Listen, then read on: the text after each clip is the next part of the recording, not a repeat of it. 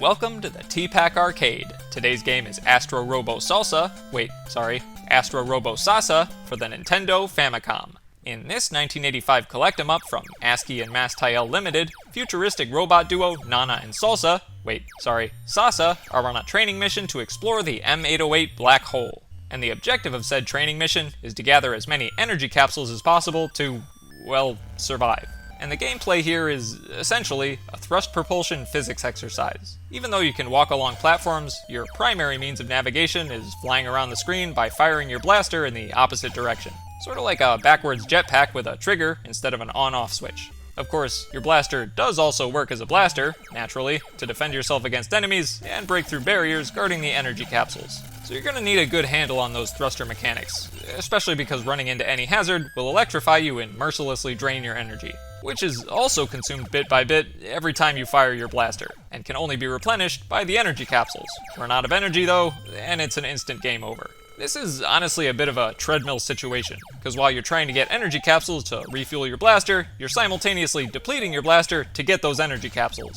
Basically, you've got to resign yourself to the idea that you're never actually going to improve your energy situation, you're only going to manage its downward trend as best as possible. Kinda like how I've come to terms with the fact that, as I get older, I'll never get any less tired. I'll only, manage the downward trend as best as possible. Thanks, Astro Robo Sasa, for the painfully real lesson in nihilism and entropy.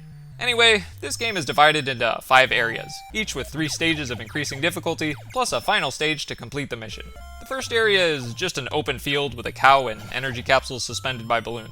The only real challenge here is to snag each capsule without accidentally shooting the next one. Also try not to run into the cow. He doesn't like it, and your energy levels won't either. The second area is a military base with rolling barrel hazards and attack choppers. This is the first instance where you need to blast through a barrier to get to the energy pods, because they're hiding up in a water tower. Sneaky. The third area is a warehouse, where flashy rods try to run into you as you move row to row, and little industrial transports randomly pick up and put down the energy. Sometimes they even transport the pods between crates on various platforms, which is cool, but also annoying.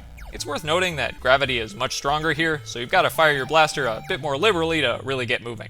Of course, the physics are much crazier in the fourth area, because now you're underwater and you float upwards by default. You've got to rewire your brain to this fact pretty quick, because contacting the top of the screen drains your energy.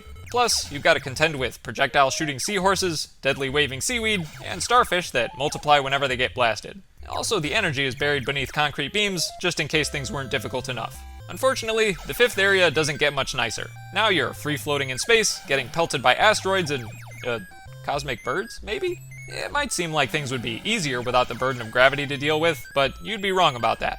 Granted, simple anti-gravity physics seem like a cakewalk compared to the final stage, where asteroids and cosmic birds are still trying to destroy you, but now you're also being pulled into a black hole of instant death. Delightful. Needless to say, Astro Robo Sasa is a ridiculously hard game. And the only silver lining is that capsules in 2-player mode replenish more energy than in single-player mode. Luckily, I learned that tip from a random stranger YouTube video before I started playing. But unfortunately, without a player 2 to control the second character, our poor little pink robot didn't survive past level 1. Oof. Well, at least that means more energy capsules for me. But even with access to as much energy as possible, I still needed to seriously abuse save states to finish this game. I really don't understand how any sane person of mere mortal skill could beat this without cheating. It's just that tough.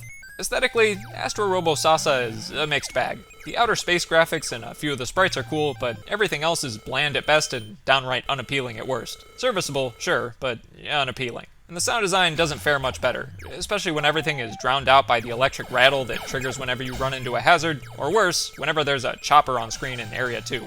As a deathcore metalhead, I like to think I have a high tolerance for grating sounds, but this is just not okay. The most novel aspect of this game isn't so much the thrust mechanics, but the way they're altered a little in each area. From reversed floating physics to heavy gravity to, no gravity at all. It kept things interesting from start to finish, and was probably my favorite aspect of Astro Robo Sasa. Sasa. Especially considering my fondness for thrust physics games in the first place. But if I could change one thing here, I'd lighten up on the difficulty, so I could actually, enjoy those thrust mechanics a bit more without being absolutely obliterated by starfish and asteroids.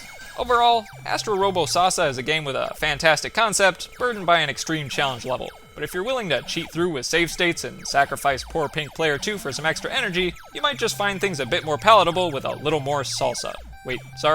Sasa.